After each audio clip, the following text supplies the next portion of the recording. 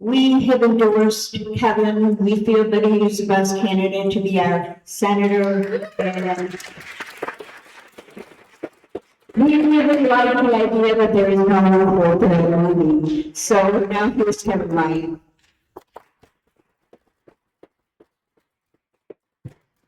Let's make my teacher voice.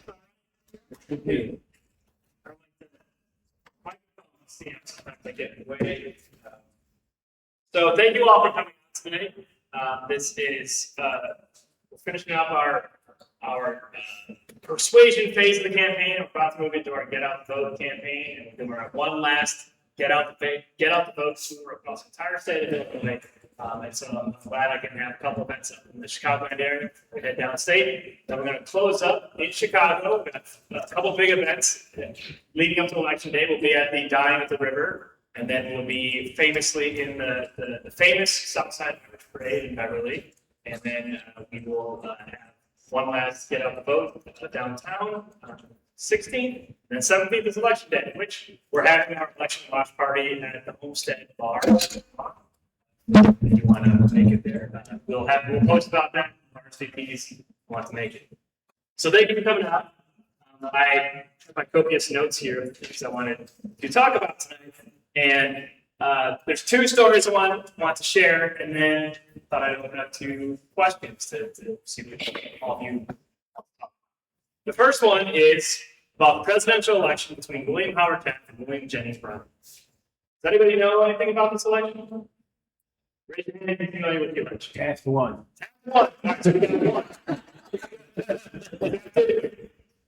Follow the elections for bonus points. Do you know why Taft won? What was the central issue that he won? When they chippy pin him? No, what's the title? Yeah, that's totally. Then I don't. Was it tariffs? Tariffs were an important part of the election. And honestly, there's no actually clear-cut answer, right? Historians make arguments as to what led to the victory. But one of the leading arguments why Taft won that election was the first campaign disclosure act, campaign contribution disclosure act. So leading up to that presidential election, corporations at the heels of the Gilded Age started using their wealth to influence elections.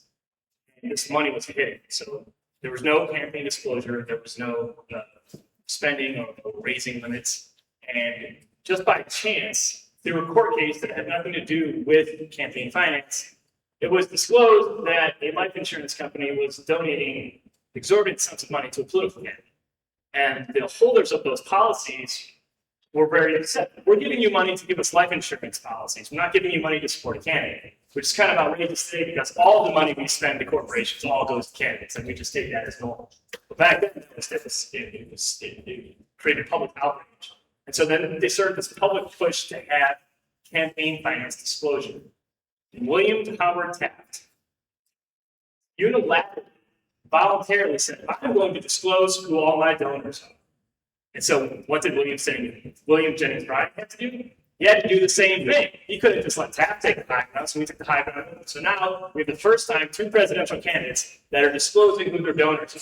Taft won. Taft ran on the issue of passing a federal campaign disclosure act. Now he wins on that issue. He wins because he discloses his donors. So then he goes to his Republican Congress. He was a Republican back when they were the Liberal Party. And he asks Congress to pass the Disclosure Act. What did they do? Raise your hand if Congress wanted to pass that act. You're right, they did not. Congress was like, you want us to explain to our voters who's giving us money? Are you crazy? We're not going to do that. And so a whole year went by without the Campaign Disclosure Act, which Taft ran on accident. And then he said, I'm going to pocket veto all your legislation. I'm just going to put up a roadblock until we get a Campaign Disclosure Act. Finally got Congress to act, and then what brought us to our first Campaign Disclosure Act, where you have to disclose who gives you money. So the same thing today. If you go to my FAC filing, I have to show everyone who donates money to me over $50. And it's the item to say what their job is, what their job title is, who their employer is. So we know who's giving money to who. That because someone set the example. One candidate set the example and forced the other candidates to do the same. So that's been the crux of this campaign. I try to lead by setting the example, by not spending my time on the phone with wealthy donors, and instead traveling the entire state and having meetings like this, talking face to face, to try and get other candidates to do the same. Now, the other candidates in this race, the three money ones that are peppering the whole state with television ads right now, they chose not to follow my example. That's okay. I remain unperturbed because our progress is showing the support that we have. All of you here tonight, all of our county coordinators across the state, we're passing out our literature. Literature we have on the table, by the way, which you're happy to take as much as you'd like at the end of this meeting to pass out to your own friends, families, strangers, neighbors to help spread the word. This is how we're getting the word out, the organic way, the natural way it ought to be, by setting the example. That's what I was trying to do. And I'm trying to set the example. This leads me to my second story. I often run into elected Democrats and party officials who will look at this campaign and seeing the example I'm trying to set, taking money out of politics unilaterally, voluntarily, and they'll say, Kev, you're a great kid. You know, you got a great background, good education, but it's impossible. You can't do it. You're never going to make it work.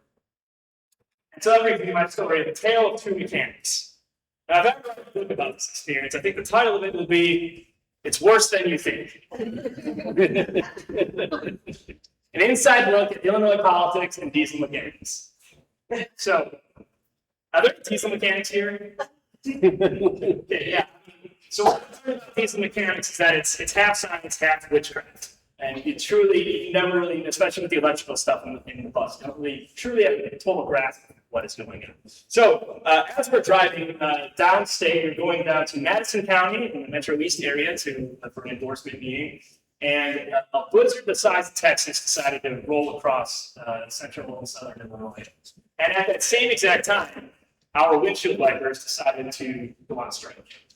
And so we were driving through a blizzard, windshield wipers aren't working. We have to pull off into Lincoln, Illinois, and wait for the blizzard to pass, drive home. We literally had to get out of the bus and use a truck squeegee like every 10 miles just so we could see. And so I brought in the bus to a mechanic in Morton, Illinois, which is just outside of Peoria.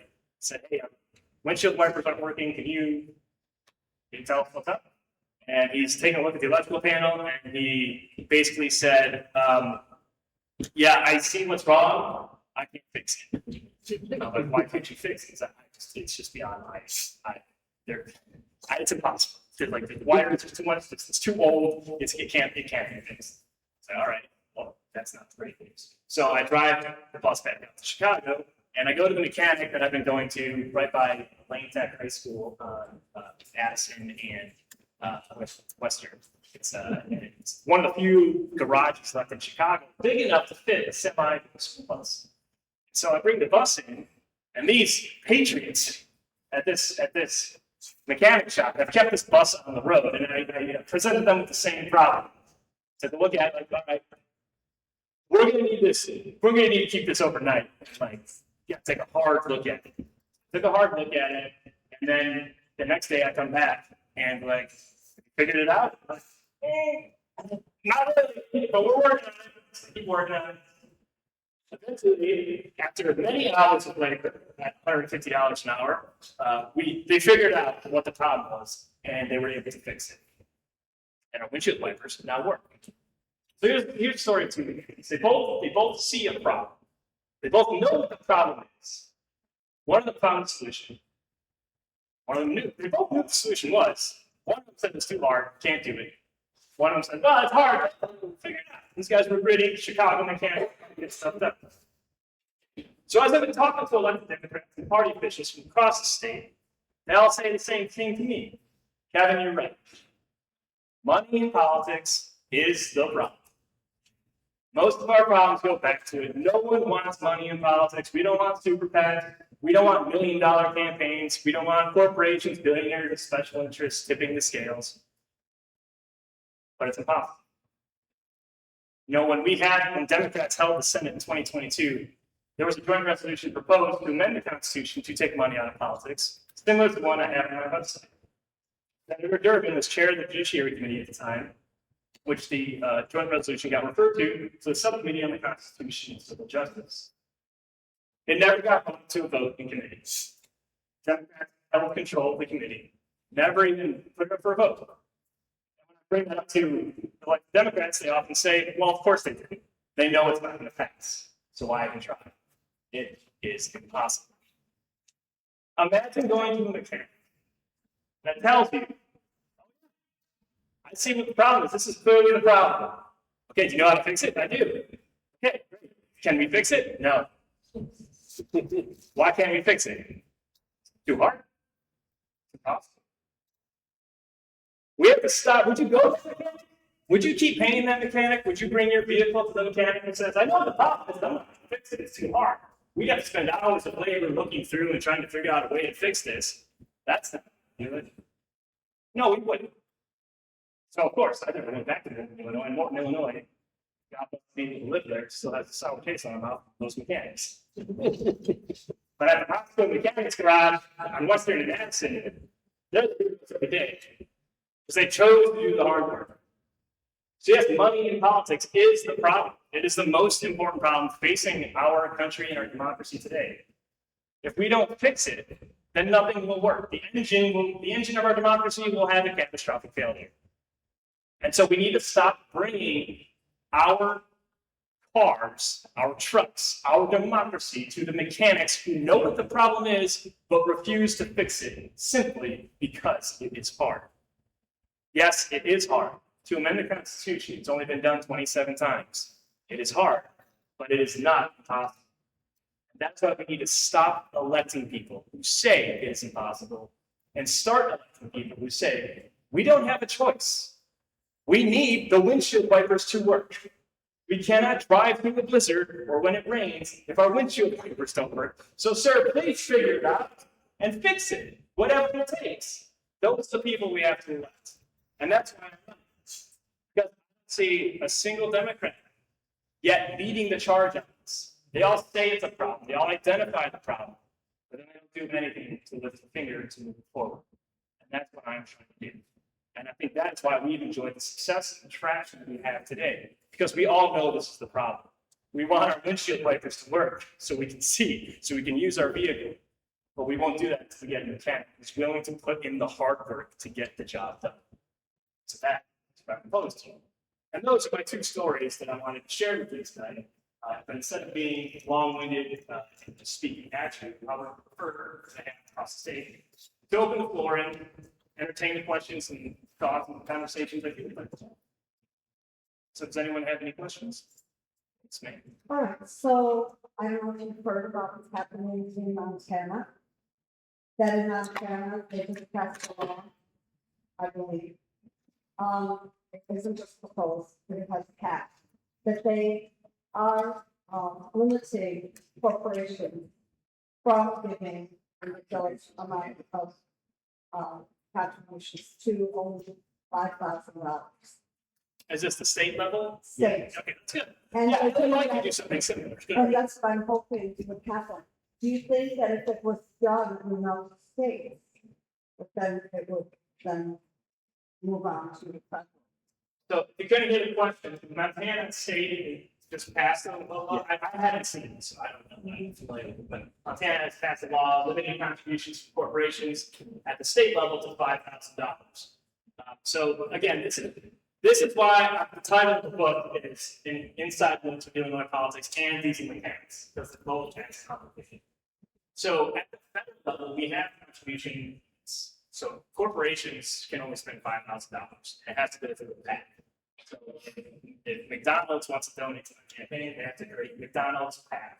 And then they can donate only $5,000. But in Illinois, at the state level, for the state house, the state senate, the governor, mayor, the contribution limits are much higher for corporations for PACs. It's 70,000, I think 500. It's 10 times what the individual is. Which also begs a question: if we're Democrats in Illinois, we all know that money is a problem. Why was our state government, our Democratic legislature, our Democratic governor and lieutenant governor allow the contribution limits to be so high at the state level? So yes, we need to bring parity at the state level to the federal level. Make each of those contributions aren't exorbitant. And it's important to understand the difference between Citizens United, which everyone hears about, and Buckley versus Flake. So Citizens United did not say that money is speech. It's often conflated with Buckley versus Blair, the 1976 Supreme Court case that overturned 1971 spending limits in the federal election campaign Act as amended in 1974. So Congress set spending limits. It said you can only spend X amount of dollars on congressional races and Senate races per capita thanks to inflation. The Supreme Court said that was in the Constitution. So Buckley versus Blair is what said money is speech, because you cannot limit a candidate's ability to spend money on their own behalf to advocate for themselves. Citizens United then said that corporations are people, entitled to the same First Amendment rights as people, including the right of speech, which is money. So corporations could then use their money in unlimited ways to advocate for candidates or in political contests. And so this race is a great example of those two Supreme Court cases. You have Lieutenant Governor Julian Stratton, who said I'm not taking any corporate PAC money. But who needs corporate PAC money when you have a billionaire who can write a $5 million check to a super PAC that will run ads on his behalf? Because all this money goes towards running ads, whether it's a billionaire funding a super PAC protected by Citizens United, or if someone like Congressman Roger Krishnamurti, who has spent the last decade raising $20 million to buy those TV ads. Now, it's good Congressman Krishnamurti that long because there are contribution limits at the federal level. Individuals can only donate $3,500, PACs can donate $5,000. So how many phone calls you have to make when the max is $5,000 to raise $20 million to bring into this race? So they're both exemplifying the problems with our campaign finances. And we've always talked about Citizens United because not all candidates are like Julian Stratton and have access to a super PAC. But every candidate raises money. And every candidate wants to have the ability to raise as much money as they want, because the more money they have, it's easier to deter challengers. If you can raise $15 million in your congressional race, how can a public school teacher run against you who doesn't have $15 million? And so, very long way to explain the nuances of, yes, it's good to see the state government bring parity to the contribution limits that we have at the federal level, but we need more. The contribution limits are not really the problem. It's spending limits that we need. There's unlimited spending at the state, local, and federal level because Buckley versus Flair said that money is speech, and we cannot limit that speech. That is the problem. That's the constitutional amendment that advocated to overrule the Supreme Court that said the spending limits that Congress passed in 1974 are unconstitutional. We need Congress to be able to enact spending limits so we can stop this. If the 1974 law was not overruled, in this race, the max spending limit would be $5 million per candidate. Roger Krishnamurti has spent $15 million on TV ads alone already. So he's already blown past that. They've gone way beyond what Congress had envisioned for spending limits. And this is in a Democratic primary. And they have the audacity to say, I'm doing everything I can to fight the Trump agenda. You know that in 2024, we, Democratic Party of Illinois, we did not run candidates in the 15th or 16th districts, which are controlled by Republicans. If we won those two seats, we would flip the House of Representatives. We could use the $20 million, the $5 million check that Pritzker wrote to help downstate Democrats defeat Republicans. But that doesn't help anyone's career. That doesn't help you become an individual. You as an individual become a senator. That's what this is all about. Right? They're raising money for the wrong purposes. We should be helping flip seats instead of wasting this money in Democratic primary. Sorry, that's so long-winded response, but you touched the nerve. Wow. Give an election now, campaign 5 minutes. Check out the book. Whatever happened to McCain Feingold? It seemed like they actually had a good framework in place to limit the money and control the money. And did the Republicans just ignore that to start? No, that was a citizen decision. So McCain Feingold was challenged by one of the greatest senators of all time, Mitch McConnell. He was one of the plaintiffs. So he was one of the plaintiffs on the case challenging that act because Citizens United was a super PAC that was trying to run a documentary film during the presidential election. Under the McCain-Feingold Act, it was illegal to have any kind of TV or film production targeted at a candidate to advance or inhibit a candidate's progress in the election. And so, the United and a few others sued and they won against Citizens United. So if you ever meet any conservatives who also think Citizens United is a problem, remind them that it was Republican Senate caucus leader who was the one driving it forward. But yes, it was a good piece of legislation to try and move the ball in campaign finance reform, and Citizens United struck down. Yeah. So I believe that we in our democracy is friends. I'd love to sit here and ask you, I'd like to change LEDs in the back of the cars. I'd like to ask you about, all my folks, which aren't simple. Yeah. But we're talking about big threats to our democracy. So I'm at a different point, technical regarding social media. Steve Bannon comes up with, he goes off from game to game and he sees all the screens online. And he uses to start money and he finds his way through that to weave it and make it louder and bigger. They put QAnon out there to divide and conquer and culture wars. They're now already using AI chatbots to into our young ones. So they're all over social media. Heritage Foundation and other places are going for academia. The Republican Party, they have so many tentacles in so many places to overcome, to distract, to do all these things. And yet, when I look at the Democratic Party, there are so many silver linings of things that they could use to message off of. And they don't take the opportunities to do that. So the question is, what can you do?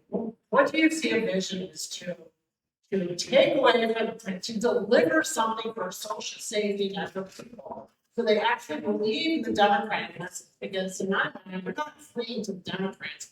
They're coming up. They're playing away from getting killed in the streets. So to keep them on beyond 2028, what kind of messaging can the Democratic Party do to keep them, coming to utilize it? So that makes me think of two things. Number one, I'm going to go back to my central issue, campaign finance reform. I do believe that is a winning issue because when I've been to all 102 counties, about 96 of them are deep red.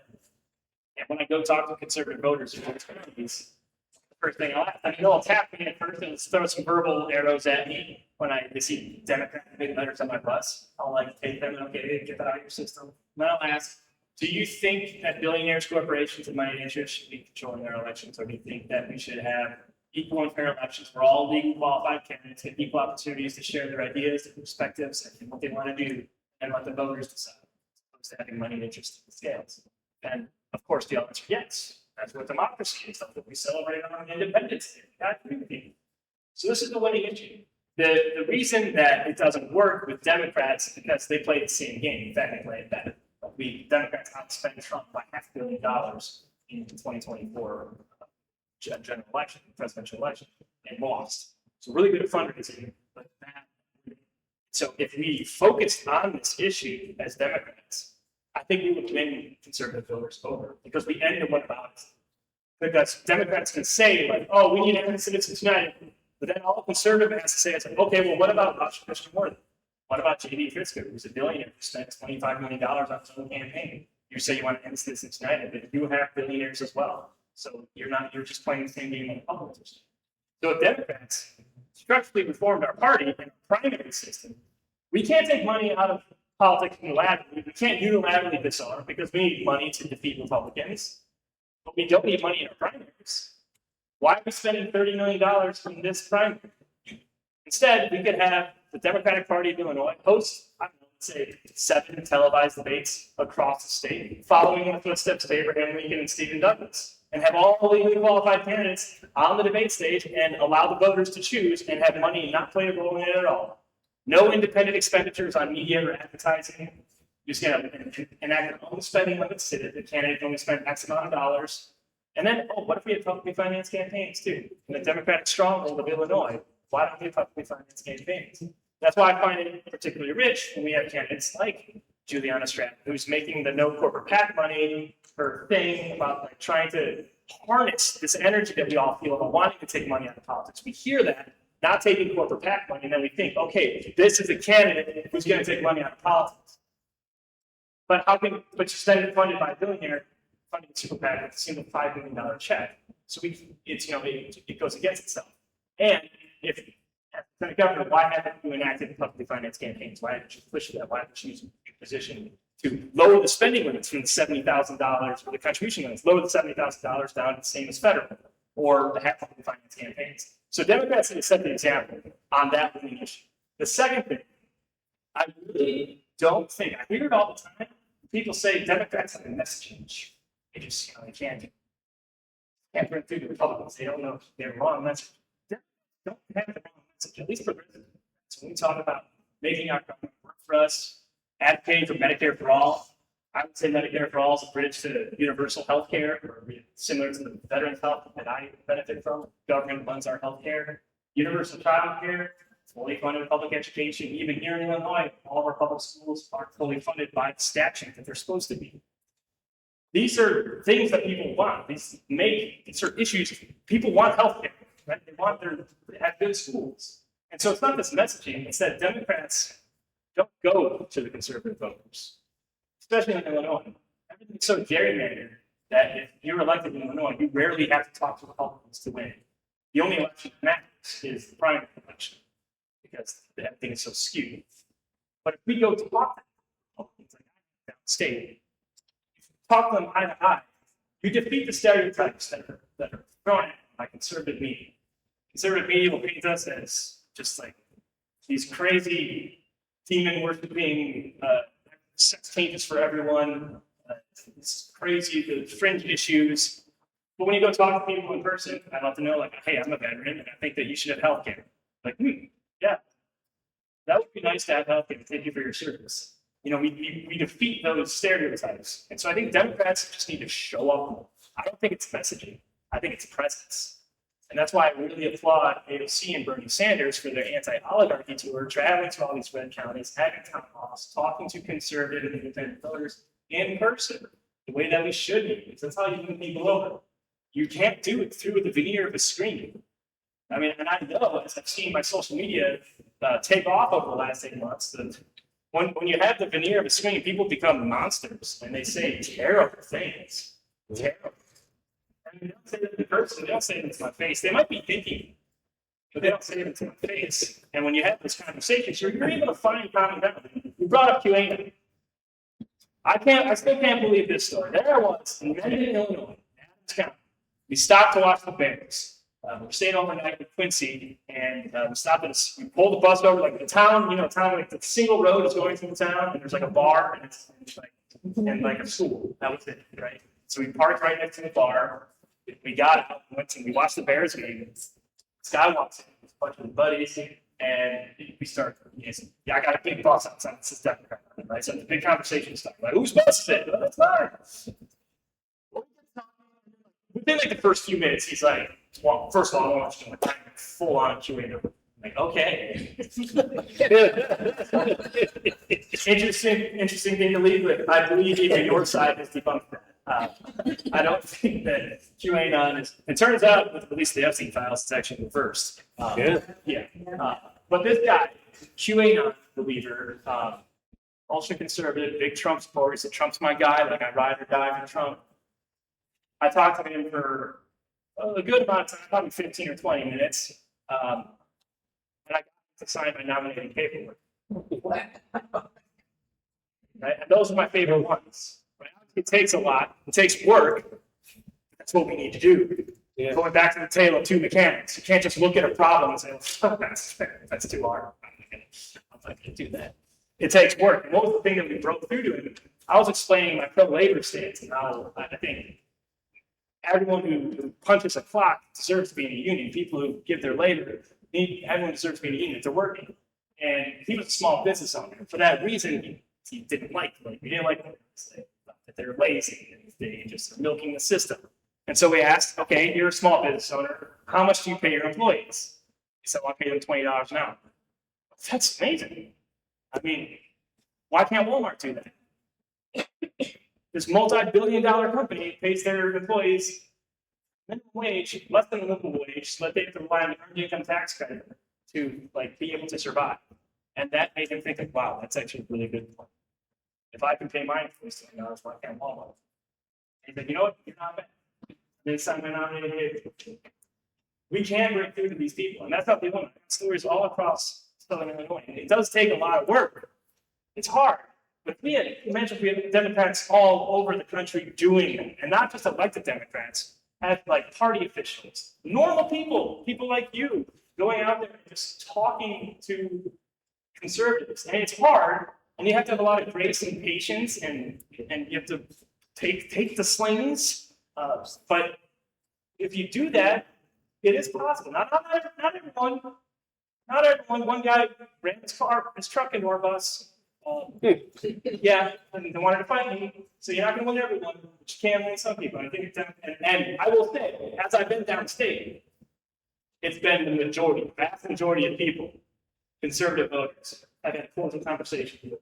We've been able to see eye to eye on some things, as opposed to people who are like look at me like I'm a demon worshiping child molester that they consider me. Yes, follow up question. Do you have any thoughts on, the First Amendment is absolutely precious to all of us, but the use of the social media is very dangerous. Is there, if you look at social media, it's very malicious. And as more stuff comes out, the Epstein files, I mean, they're showing that Bannon and other people kind of conspired. Once they got this group of millions of people at Gamergate, the like QAnon was put out there with intent. So do you have any thoughts on regulation of social media? Because it's done maliciously, to sway, to manipulate, to not. Yeah, I do think we need to empower the FCC to regulate social media, and that's a very nuanced and complex issue of like what this regulation look like to make sure that we're protecting the First Amendment. But I don't think that we can give these social media tech giants carte blanche, for having responsibility. They should still be. I'm not saying that they should be responsible for the things that I say. If I say like Trump is a jerk, or if I use profanity, that they should be responsible for what I'm using their platform for.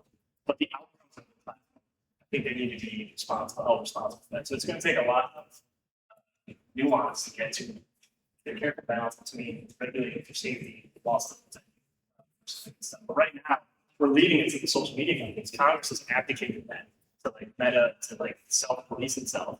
And so there's already a framework in there. It's just happening at the private level. So we can do that at the federal level through the government to make sure that we are, regulating for safety. Talking about all that, you see things online now with data that you don't know. Is this real? Is this not? I mean, that has to factor in.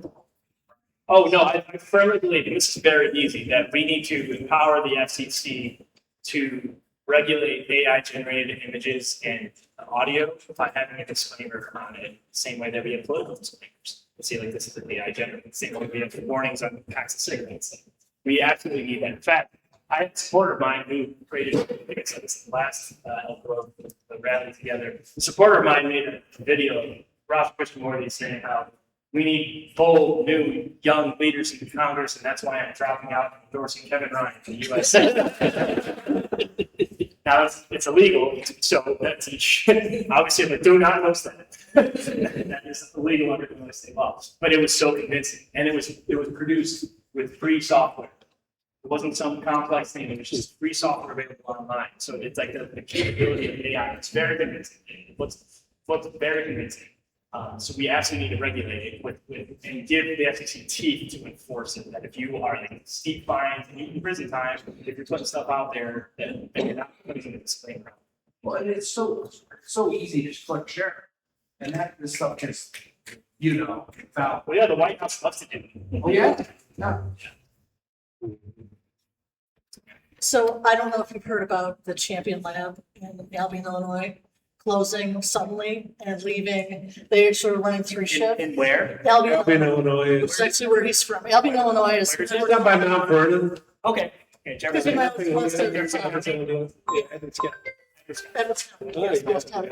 Yeah, so they closed their plants. Their parent company went into bankruptcy. they were trying to sell Champion as part of, before the bankruptcy. On Friday, last Friday, they sent out an email to all their employees and said, don't come to work on Monday. Yeah. So they have basically destroyed the town of Albion. Oh, I'm And sorry, I misheard you. yeah, right. Actually, I talked to one of your staffers last week, came to my house to give me campaign literature. I was talking, where have you been? It employs about half the people. Voice about half the people. Yeah, of course, yeah. And what I'm wondering is, I know that the state rep and the state senator, and actually we met the state rep this past summer, his mother turned 100, but that's a whole nother story. But anyway, really, really nice guy, he's a Trumper and stuff, but he's a very, level-headed state employee. But what could be done to prevent this kind of thing from happening to a town on the federal level at this point? Yeah, is there a law against? Isn't there a law against that? Without At notice? the state level, I don't know, but I would imagine there is, especially, is it, were they organized? No, the federal law Was- against, Was champ, like the- was champion, Were they? it was not union. was not you. I'm not sure if they're, it sounds like they're, I'm not familiar if there's federal legislation behind that. That's why there used to be a federal notice, Yeah. requirement if you're gonna, lay off half the company. Right. But, I'm sure Trump's Justice Department would enforce it. Yeah, yeah.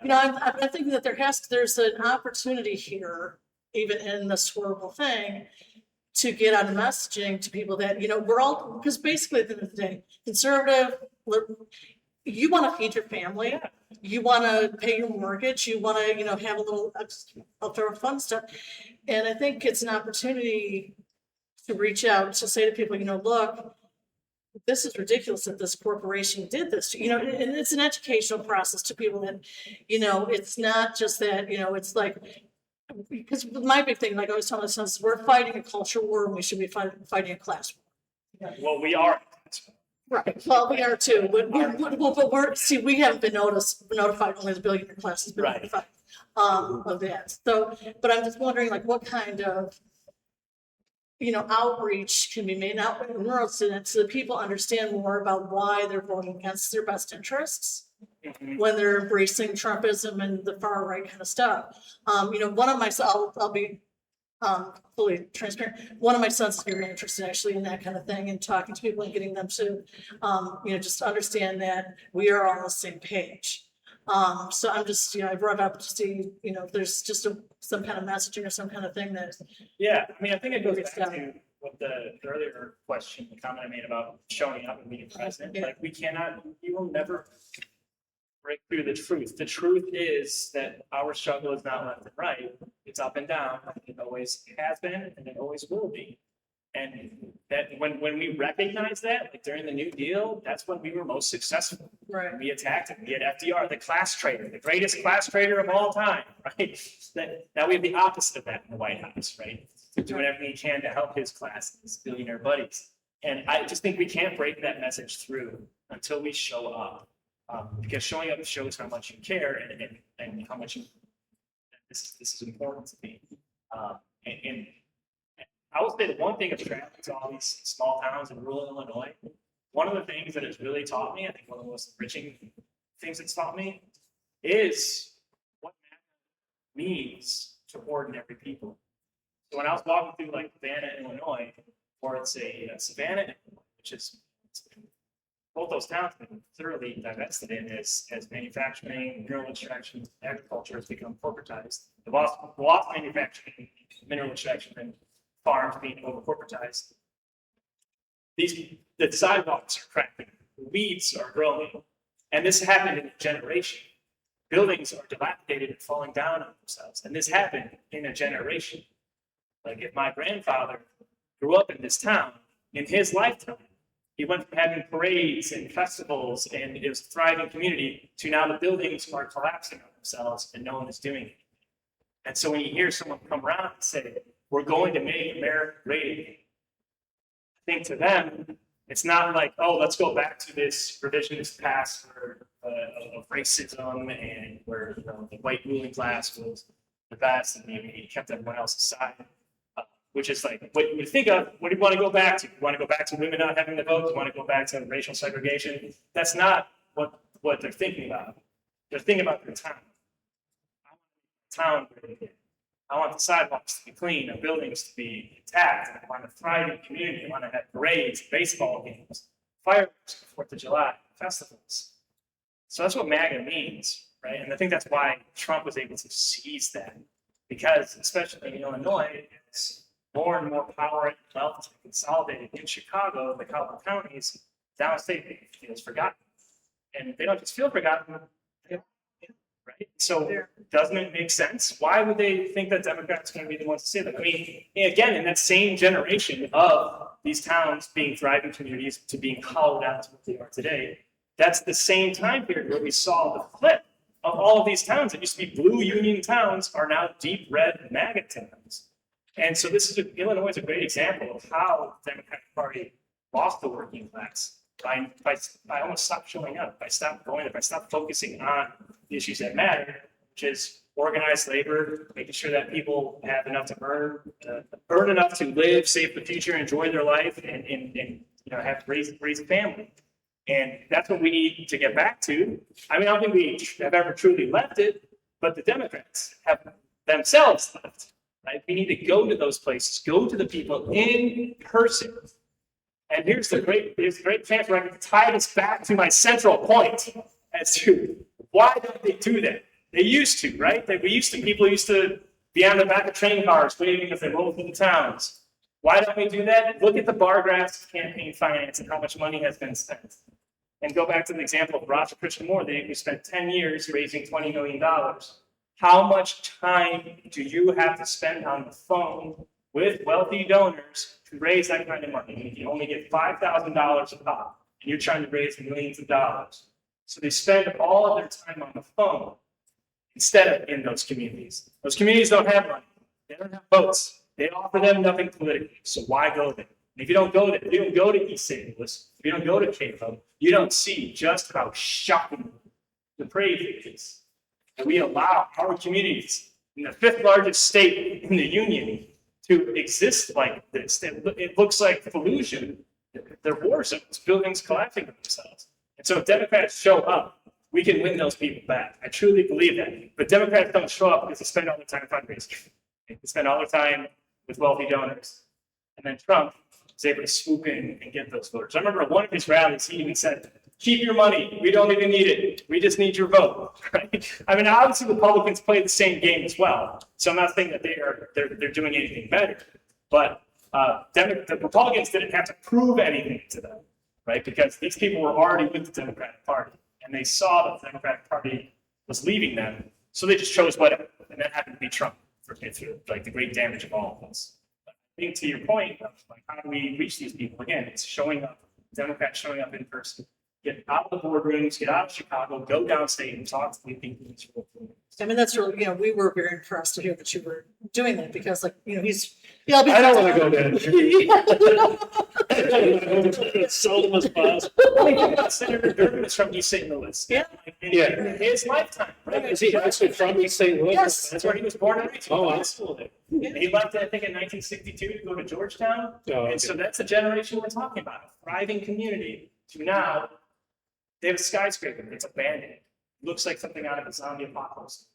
There are buildings collapsing in on themselves. Yeah, it looked terrible in 1970. What's that? It looked terrible in 1972. Right. Yeah. It's only gotten worse, right? And it's a failure of government because they tried to inject money into it, but it's just the money wasn't going to the right places, right? So again, failure of government. We need to address that. So there's a what? He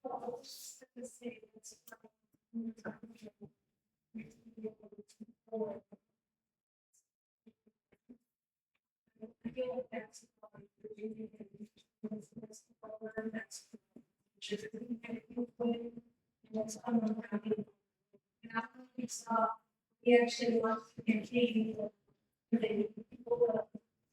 Yes. plus I think overtime. Everything's here. Amazing. Great example of like how we work. What you did, I mean, again, you knock on the door, build your own volunteers across the New York City, which is about the same size as the Illinois. And was able to, population. Now I wish it was the same size, but I've almost certainly, actually, I think we might have crossed it, but we either have crossed it or we're close to circumnavigating the Earth. We've driven 23,000 miles, which I think the Earth's circumference is somewhere around 24,000 miles. So, and the bus itself has almost driven to the moon. So, about 200,000 miles. And I think the moon, at its closest during the lunar missions, I think it's like 225,000 miles. So that bus, I tell you, there's some magic in that school bus. Yeah, it's gonna be my first year of things. A lot of things. Yeah.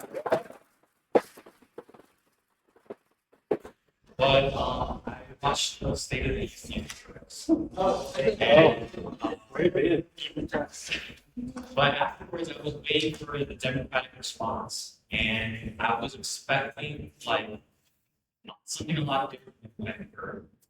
So I didn't watch either. We were on the road. Can you explain what it was? So it's the governor. Abigail Spanberg, Yeah. who's a CIA veteran. So, like, majority of the time, she asked the question like, "Is Donald Trump working for you?" Like, she kept asking us like a question that we've already knew the answers to, and I feel like a lot of times with like Democrats that are in office, that a lot of times they ask us like give us ideas on how we can do better instead of done themselves like doing things to like I feel like the Democrats are like out of touch with I feel like younger generations like me. There's like all this stuff that they put into place and all the stuff that Republicans and Trump are doing is gonna really affect my life a lot more than a lot of other people. So it's like I like college right now. So when I get out, it's gonna be a lot harder than it was for like my parents to get out.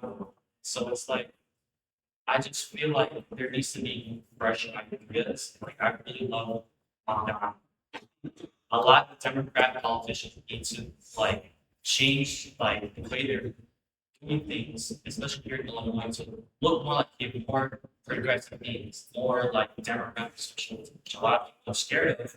But I feel like we've gotten to a point in our country where our capitalist ways where everything's super hyper capitalist doesn't really work as well as it used to. And I think like the wealth disparity and everything is just so big that I feel like just the whole system needs to like get a big change as a whole if we really want to move forward. Well, our capitalist system works best when we have socialist policies. Like we do. Where do you go to school? College education.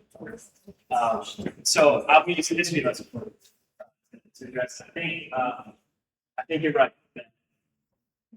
So when Reagan was in office, he did a lot of damage to our country and dismantled a lot of regulatory bodies. And then Bush won it. 12 years of Republican control. And Democrats were like, what are we going to do? Bill Clinton was the answer. And Bill Clinton's strategy was let's move further to the right to try to get voters on our side. And we see that with a lot of corporate sectors, Democrats, and closer to the right, try to move this forward. But to your point, this environment is out of touch. We have to move to the left. When were Democrats most popular? The New Deal. FDR was so popular, they had to change the Constitution. They had to rewrite the rules so that, he died, that a president would hold 2 terms, no term limits. That's when we were most popular because our government workers. That was equilibrium between free market enterprise and Reagan. And if you ever read Adam Smith's Inquiry into Wealth of Nations, Adam Smith would be appalled at our form of capitalism. Because Adam Smith knew that there had to be equilibrium between labor and capital. And he was a philosopher who thought this was the best way for society to be structured. This extreme capitalism we have is not what the father of capitalism intended. I encourage you to read the 12 days. It's very long. It's actually a combination of several books in one. But his one book on labor, I think it's 3, talks about how it's formed labor to have equilibrium with capital. And that is what things like such a success. And I follow in those footsteps. That's why I have a New Deal man. I call myself a New Deal Democrat, because that's what we need to go back to. If we want to win again, we need to provide people something to vote for. Because we teach the Democratic Party is the last decade, we've only been giving people something to vote against. Is Trump working for you? Right? Trump, I'm not Trump. That's been whoever the Democratic nominee was, I am not Trump. And now I find it actually kind of shocking that we're seeing that same argument being used even in this race. But it's about Raja Krishnamurthy and people saying that Julian Stratton is the only one that can beat Raja Krishnamurthy. And a lot of discourse I see is everyone else has to drop out and rally behind Juliana so that otherwise we're going to get Raja. What are we voting for? That sounds like the same strategy. We're voting against Raja. What are you voting for? And what I tell people is this is not the time to do that.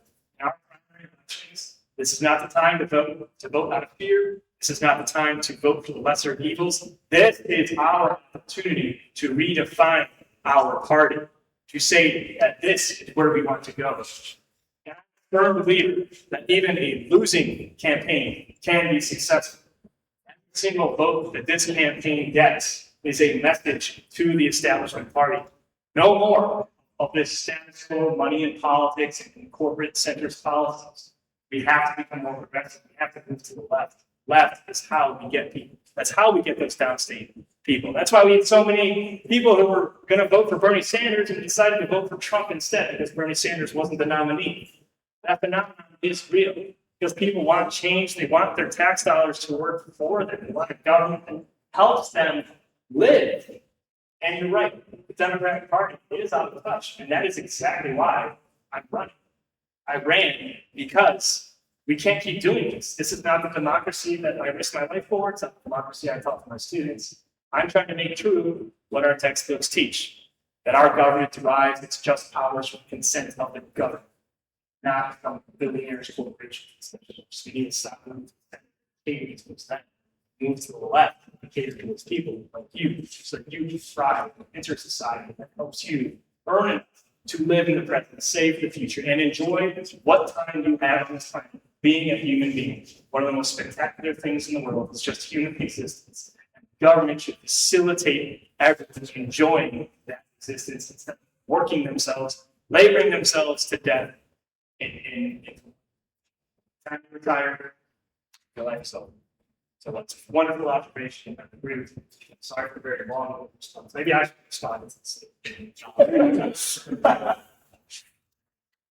Kevin, I have a comment for you. First of all, I want to thank you for running, for your campaign being so inspiring, and for saying you're going to visit 102 counties in Illinois and going to all of them. I found that, refreshing and just amazing. Let's do it.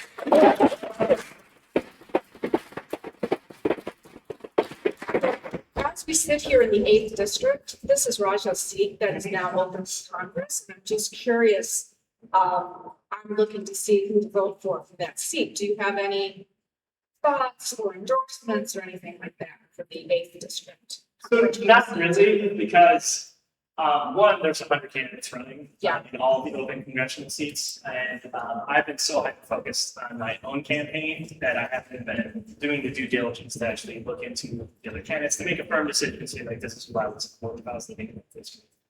I know in my district it's easy, in 50 congressional districts, I'm going to vote for Matt Conroy. I believe, well, one, Mike Quigley is running for both re-election and mayor. I think that's indicative of the type of politician that prioritizes their own careers and public good. That needs to happen. Who are you voting for? Matt Conroy, Matt Conroy. 50 congressional district. Yes. Yeah, we're in circles. But when it comes to the 8th, the 9th, and 2nd, I haven't researched the candidates enough to know. I know there's a bunch of exceptional candidates running. I also don't really believe in endorsing the whole public office. That's why I've kind of, when I look at my ballot, I tell people who I'm going to vote for. So those are the people I've looked into. What I will say, what I think this kind of go off on my own tangent here, use this opportunity. The number of candidates that are running in all these open primary seats, this has to be the time Like whatever happens, whoever wins all of these seats, this has to be the time. The next General Assembly has to be the moment when we enact ranked choice voting.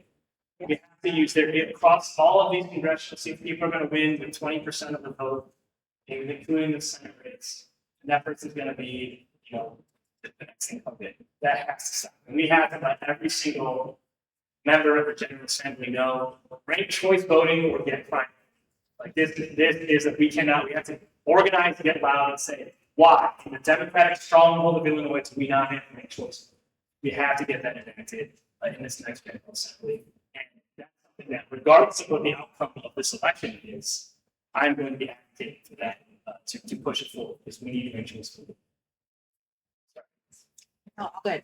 I follow you on social media. I see a lot of the comments and I see how you're responding to them. I think you have a great message. And you talked a lot tonight about kind of bridging that gap and talking to Republican voters. But I'm curious what that looks like at the next level with Republican lawmakers, especially as it relates to the healthcare reform and ICE.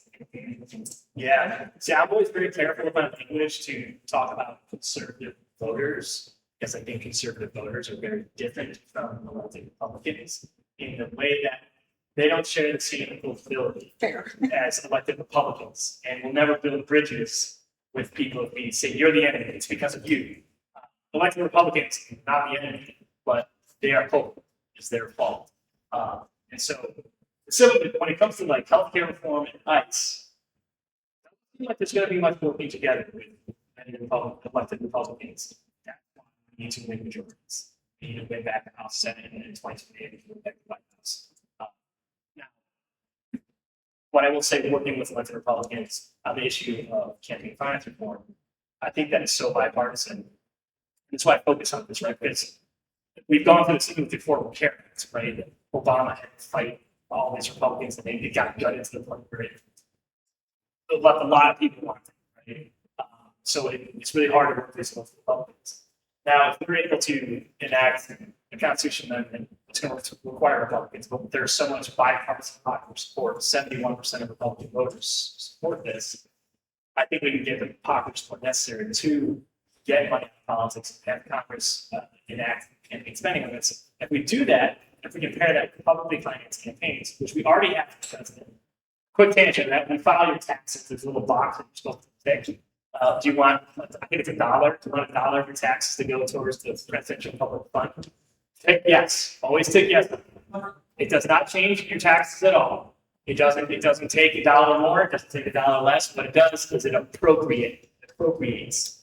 You are appropriating your money directly, as opposed to the appropriations committees in Congress that appropriate funds to various government services. The presidential public campaign fund is appropriated directly by you when you click, check that box, yes.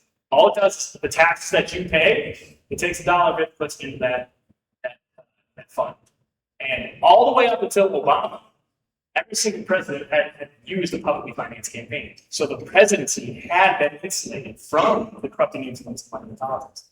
Obama, unfortunately, changed that because John McCain used the publicly financed campaign to Obama. I believe my inference would be that he thought that he could generate so much money on his own fundraising that he didn't want to cap himself in the public financing. So unfortunately, after Obama broke that precedent, presidents after has also broke the precedent, and no one has done a publicly financed campaign to the president. But we have it at the presidential level. We should have it at the congressional level. If we do that, if we can have campaign segments, public finance campaigns, we level the playing field. I think we will start electing conservatives who are of the working class and want healthcare reform. That's a one through line I can tell you about all the places I visited in Illinois. You go to any bar, the Busch Light sign, whether it's down, it's in Beverly or if it's in East St. Louis, people are going to tell you they're not happy. It's one through line across the state. No one's happy. And so I think if we start electing those people from the working class, conservatives from the working class, then we'll start to build the majorities we need. The Republicans are all more well paid than Democrats are. So it's hard to talk about healthcare reform until we get money out of politics. It's $250 million that the health industry pours into our elections to Republicans and Democrats. every single year. That's why it's a broken system. People profit off of it, and they use their profits to protect their profits so they can make more money and buy more yachts, while people die from pre-existing conditions or don't seek help because they can't pay for it. Long-winded person. I'm really long-winded. I love that I have my own event because no one can tell me to shut up. Again, thank you for what you're doing. Thank you. So these communities where a factory closes and now they're broke and there's no hope and the buildings are dilapidated. What do you bring to them? Like, you know, how do you bring them hope? How do you revitalize those rural communities? So as a New Deal Democrat, I believe in robust federal investment directly into our communities, directly appropriated. I think our grant system has allowed for funds to be misused, withheld, and used. Social Security, not Social Security, sorry. Welfare is a great example. Welfare funds that don't go directly into citizens' bank accounts. It goes to states to be dispersed. It's rife with misuse.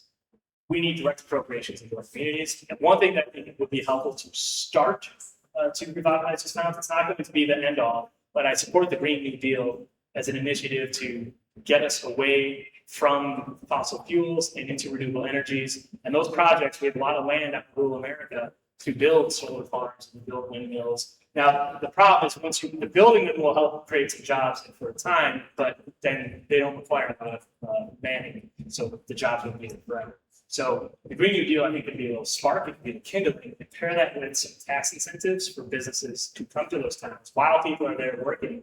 Just try to start to get people to go to these small towns, make it more affordable for them to go there. We could even do something with federal income tax incentives as well. So Puerto Rico does that. If you live and work in Puerto Rico, you don't have to pay for federal income tax. There's an incentive to get people to come to Puerto Rico, revitalize that. And so we could do something similar in our rural communities, while also robustly investing in the infrastructure of the Green New Deal to help us get off of it, and also help us get off of our addiction to fossil fuels, which we need. Like, there's no way we're going to do it unless we have a huge federal projects to do this. Piecemeal thing's not going to work. Illinois is a great example. They signed legislation to wean us off of coal to build more renewable energies. But they're closing down coal plants before we have adequate renewable energy supply, which means we're having to import coal burning energy from out of state, in state. So all it's doing is we're paying more for energy that's being burnt by coal. It's being produced by burning coal. So we're still having a negative impact on the environment. And so like this whole piecemeal thing is not working, right? We need a federal project, a robust federal investment. And I think those are ways that we can help revitalize these alternatives. One other way to, trying to raise money, sort of, taxing wealthy, or how else would you money? Do you know what the highest tax rate was during the New Deal? 90%. Yes. I think that went all the way up to Kennedy. Yeah. It's at least 70% of the kids. Yeah, at least 70. I think 90 that's not that much, but I do think we need to go back to restructuring our tax system to like increase income tax brackets and lower the ones for working families, like stop the regressive burden of taxation on working families. I also support a wealth tax that does require a lot of nuance, especially when it comes to unrealized assets. So we have to be very careful with how we do it, but I do think that we can enact a wealth tax intentionally. And then we got to close off some loopholes that allow billionaires like our own governor, who has benefiting from dividends that are coming in from an offshore account, it's been grandfathered in. We need to make sure that we're keeping capital in the country and that we're taxing it. But why doesn't that happen? And this is one of the fundamental arguments that I'm making to you. 1% of donors fund 80% of all campaigns, which means they fund 80% of Congress. Why would Congress bite the hand that feeds it by saying we're going to take more of your wealth, more of your money? So we're going to get that second yacht. No, we're going to fund schools with that. Why would they do that? Right, so we need to insulate our democracy from the tremendous wealth, tremendous power of wealth, so that we can then adequately and fairly tax the tremendous wealth of this country to provide for people. We allow this wealth to stay at the very top, and yet we have places like East St. Louis, which is trying to fund its schools, paying the same level of property tax that Schaumburg does. Why should East St. Louis be paying the same level of property tax as a more affluent community like Schaumburg? It's because we don't have the tax system. The only way to tax actively fairly is by the government from. It all comes back to it. People say why are you a single issue candidate? It's not a single issue, it's in everything. It all comes back to this. We need to bring the national spotlight to it. That's why I made it my campaign mission. Yeah. Question, little about. We bring it back to my. It probably. But one thing, that really like my biggest issue is obviously like ICE and immigration and all that stuff. Because I come up from a family of immigrants, and so especially me being in here, like it's a scary thing to go out sometimes, but like for many years, like I feel like Democrats have been always promising and running on giving immigrants a way to citizenship or like DACA, like bonds that have been on DACA since they've been here since like 2000s. And it's like, when are they ever going to get their chance to be a U.S. citizen? And I feel like a lot of Democrats have like left them behind and just they run on these social issues so people can vote for them so they can get the Latino vote, and then there's nothing happens. I agree with you. And that's why we need a new class of college. Because new class of Democrats that get office. I fully support giving juniors pathways.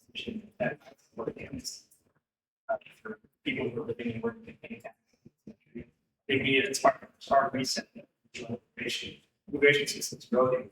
And a lot of people come to this country on visas and stay and overstay the visas. It's not criminal activity. And so I think we need to disincentivize people to enter the country legally, illegally. We need to incentivize people legally by actually having that kind of thing. And I think we need to incentivize the visa by saying, if you overstay your visa, do like a strike system. If you overstay your visa, you're going to lose the ability to have that things to change to incentivize them. You can get a pathway. So at least follow the rules and try to move this forward. I don't know, to answer your question, I don't know what the effects. I know that they try to make efforts towards it. And I just don't understand what it's all to. But, well, I'll advocate, right? I'll advocate for it.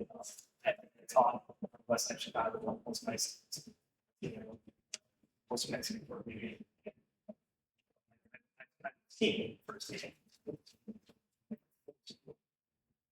Giving it back by hands. One of the ways, a couple of things that really, asking about term limits. And your thoughts on term limits, balancing that against the term limits with getting new law. But also, what's the balance of that institutional knowledge that you have somebody that's there, knows how the games play and how the things done? The stop it to terms. So term limits are incredibly popular. Incredibly popular among the populace. And in fact, there's an organization that's trying to enact term limits. And I didn't sign the pledge because the term limits that they want is 2 terms in the Senate. And I think 3 terms in the House. 3 terms in the House, that seems a little ridiculous. You're going to give only 6 years for a member of the House of Representatives. We're going to give 12 years to a senator. So that doesn't make sense. That's why I didn't sign the pledge. But term limits, I find it very interesting. Term limits are so popular. What does that say about democracy? When everyone's like, we just need to check them out. Isn't that what democracy is supposed to be? That way we hold an election and then we kick them out if we don't like them? So if we have to rely on term limits to kick people out that we don't want to be there, do we live in a democracy? So that's why whenever we get asked a question about term limits, I think it's the right issue to be talking about, but we're not actually getting to the problem. The problem is that people are staying there until you're in the Senate. You are 3 times more likely to die in office than you are to lose a primary election. So my opponents up here, they're asking for life appointments, right? Especially in Illinois. So term limits, yes, would it solve the problem? Yeah, it would, right? But is it the right solution? Would we rather have term limits or competitive elections where people get equal footing and we have high natural turnover? Wouldn't natural turnover be better? And then that addresses your issue of like, well, what about institutional knowledge? What if someone is Michael Jordan? Like, what if Michael Jordan was forced to retire in '92? No. Right? And that's exactly why there were no term limits in the original writing of the Constitution. Because the idea was we have a democracy and competitive elections, and those who are unpopular will lose re-election, and new blood will come through, and this cycle will continue. But we don't have elections for a number of reasons. One is politics, right? That it creates this barrier for challengers to try and compete, like I'm trying to compete, being outspent 300 to 1. So there's that barrier. Then there's the incumbency advantage, where they get to use their office and to get name recognition, to go on the media and go on the news, and my favorite is the franking privilege, which means that franking privilege is a member of Congress can send free mail to all of their constituents.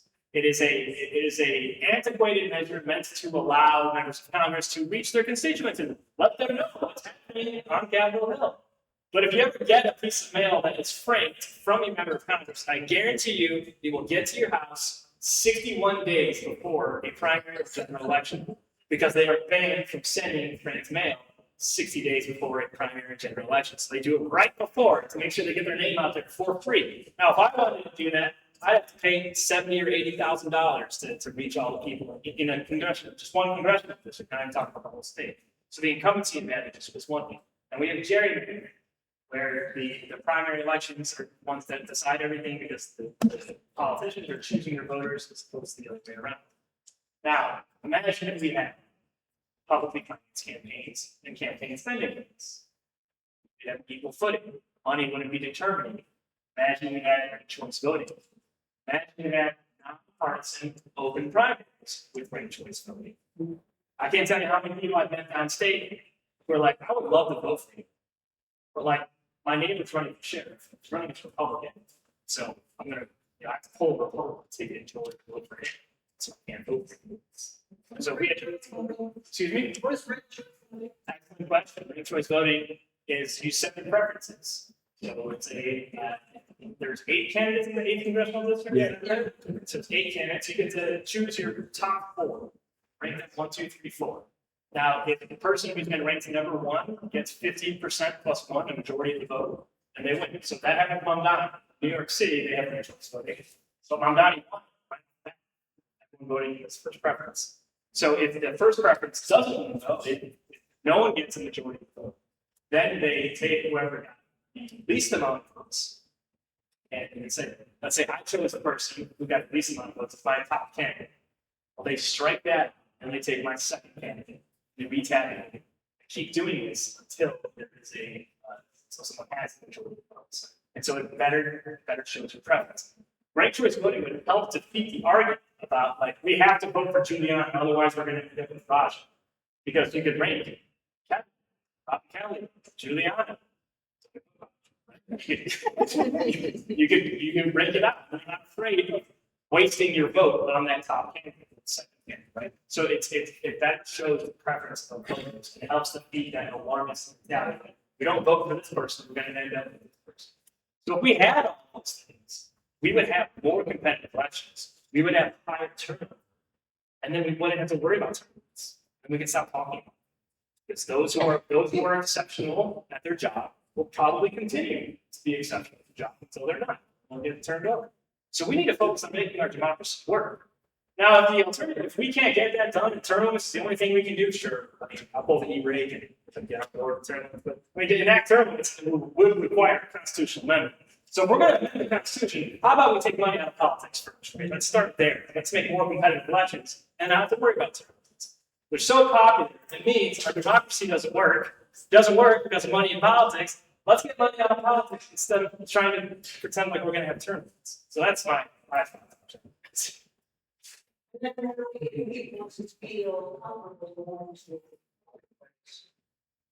Because of the threats coming from the White House. I mean, like, it's intimidating, right? Yeah, so, You know, all this about birth certificates. well, the same. And all that, I mean. I'm not gonna say that. Didn't say that, so. We should have to look it up. DHS says they're not gonna send ICE out to the polling places.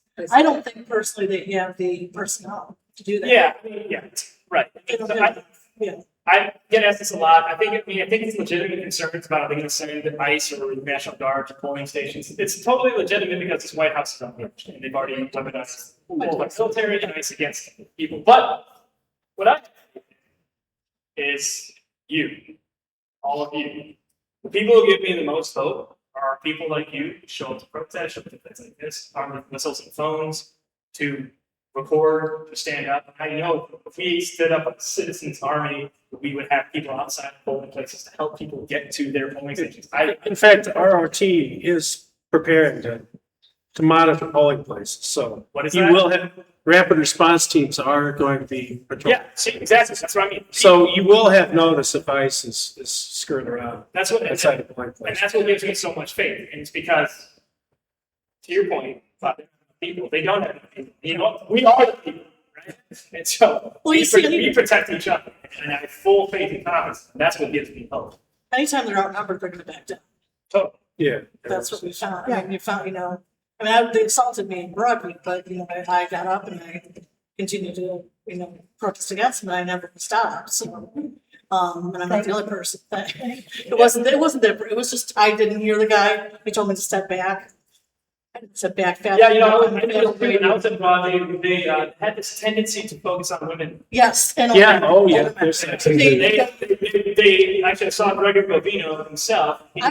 He walked right by me. He was right next to the guy. He was he pointed a weapon at me. Yeah. He was one of the 3 people pointing weapons at me when I was down the room.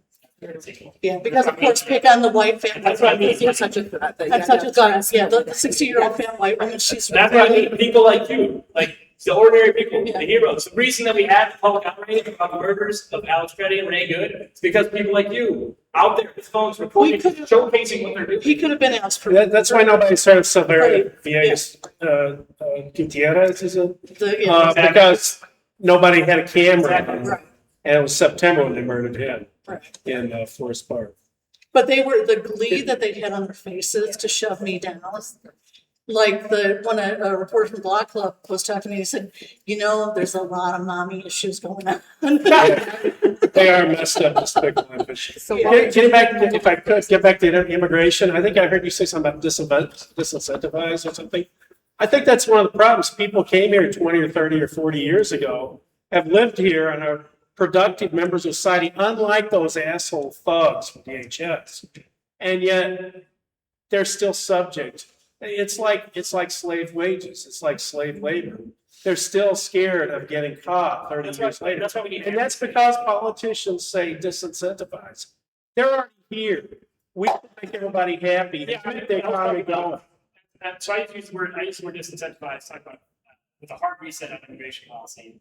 Like we need enforceable border, we need a legal way to enter the border. I disagree. I think we should have totally open borders. Okay, well, we can disagree there. I think having a process for people to enter legally is beneficial to the people who are coming The here. EU has open borders now, and they don't have any problems.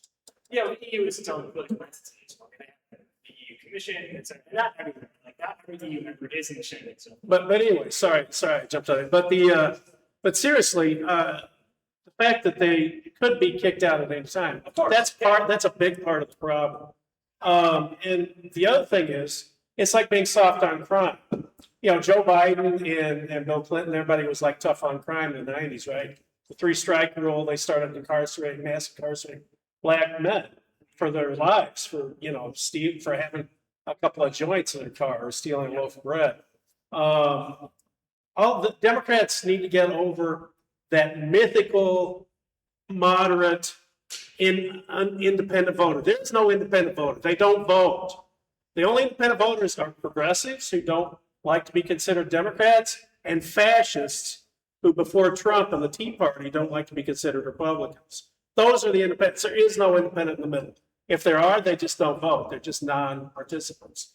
So I hope that people like you and Mom Donnie and Kat Abou-Gazela will get past all that old bogus garbage that Democrats are so scared of upsetting being soft on crime. We need to instead, if you win this nomination, you need to talk about people being soft on genocide and being soft on pedophilia and trafficking teenage girls and younger girls, and even if they're adult women. It was a sex slave ring that went down to the Caribbean and New Mexico, Florida, and New York. And that's illegal no matter what age the kids are. So Democrats need to start about soft on sex slavery, soft on pedophilia, soft on genocide. And all the APAC candidates like Rod. I like Roger myself, but he turns out to be APAC. So that's the end of the road for me. To me, APAC is, we cannot be soft on APAC. And we should not let the Republicans call us soft on immigration or soft on borders, because we recognize that Latinos and Ukrainians and Haitians, Venezuelans, that they are a valued member of our society, a valued member of our economy. And they work a lot harder than most Republicans. And certainly do a lot more good than any DHS agent ever has. Can I just make a practical suggestion about being afraid to vote? Vote early. Just get to the vote early. Nobody's waiting for anybody at the polling places right now. Just Right. go vote. A gal I talked to today, she went to vote early today. There was nobody there. She was the only Yeah, one there. just go early. Go early. Vote in there, get it counted, And also, like, we don't know what the primary election is not going to be. no. Well, I don't think it's a relationship. So, you know, so I'm a little person that read county. Which county? I'm sorry, Which county? in Henry. Columbus. My first time I spoke at the Democratic Center for Peace. I got a very good reception. Well, that's and, you know, for the past years, I've been, you know, when somebody enacted like that. Polling place, it's not, I'm not intimidated to vote, but I'm intimidated to be an election judge. Believe me, I assign election judges in DuPage County, and the things that come out of their mouths is astonishing to me. Yeah, and one of the things that is disturbing to me right now is they want to train us on the equipment and they want to train us on the rules and regulations, but none of the training included any talking about what do we do if we encounter uncomfortable situations with police, with ICE, with renting,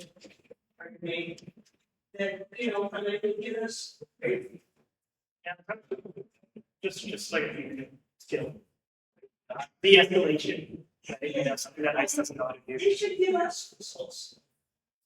But you're on the front lines. Thank you. Julie. Got it. I have not run my watch, so I don't know. What time is it? 7:40. 7:40. Okay. One more question. So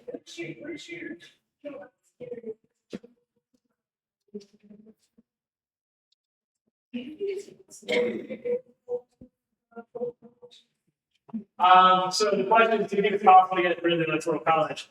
I'll bring that back to my first point that I brought up. I think it is possible if we work hard enough towards it. So yes, I do think it's possible to abolish the electoral college. I think it's going to be a very difficult task. I mean, that would require amending the Constitution as well, which means you would need 2/3 of the House, 2/3 of the Senate, or we'd have to have a convention of the states, which has never been done before. So it would be difficult to do that for Republicans because Republicans disproportionately benefit from the electoral college, but that doesn't mean that it is impossible. I do think that we can.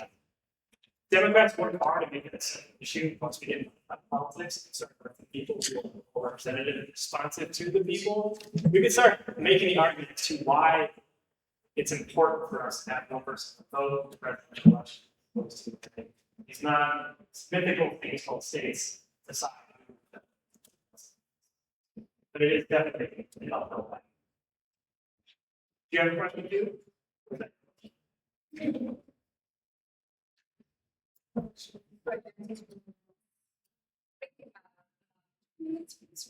Absolutely. Yes, absolutely.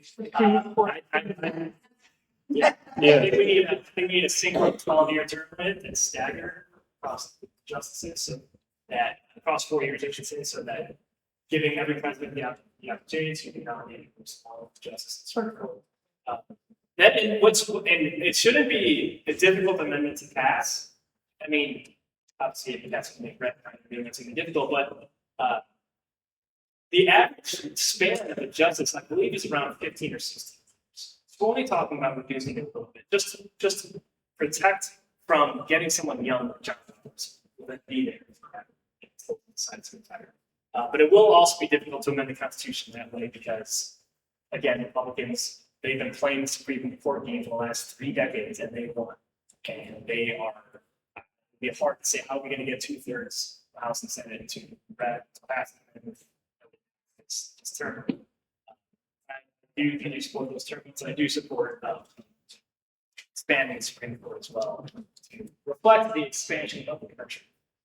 I do not use the term path to court as they charged FDR with, but the country has expanded its component, so should the judicial branch, just as the legislative branch has expanded.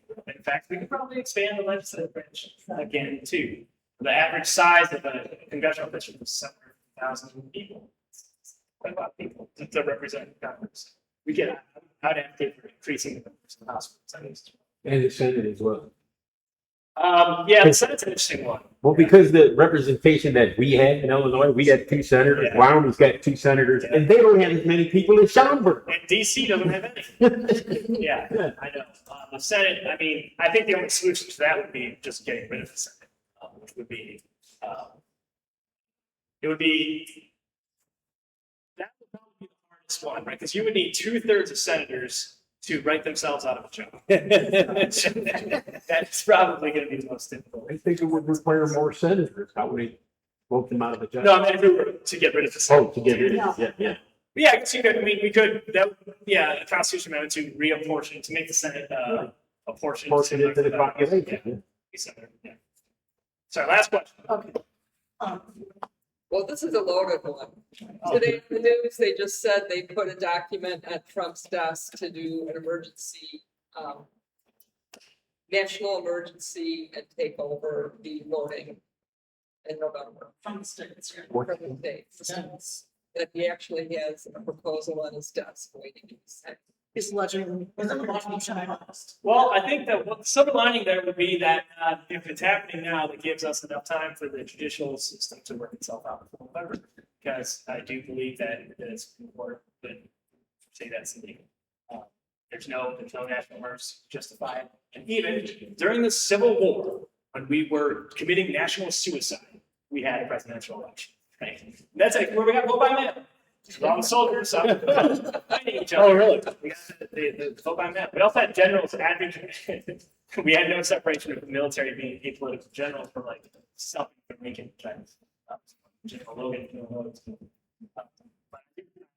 the earlier that happens, the better, because then we can have it work itself out. Because what Trump has been doing is he sees what the law is, he steps over it, and waits for the Supreme Court to tell him to step back. And typically by that time, the damage is already done. The law, it seems what it's there. Well, so with that, thank you all for coming out this evening. I believe we have, I don't know if Andrew got here yet, but we should have signs. I don't know about signs. We have some literature. If you want to take a stack of literature to pass out to friends, family, strangers, neighbors, please do so. Get the word out. And most importantly, vote. Make sure you look for Kevin Ryan at the top of the ballot, number 1, punch number 1 on March 17th.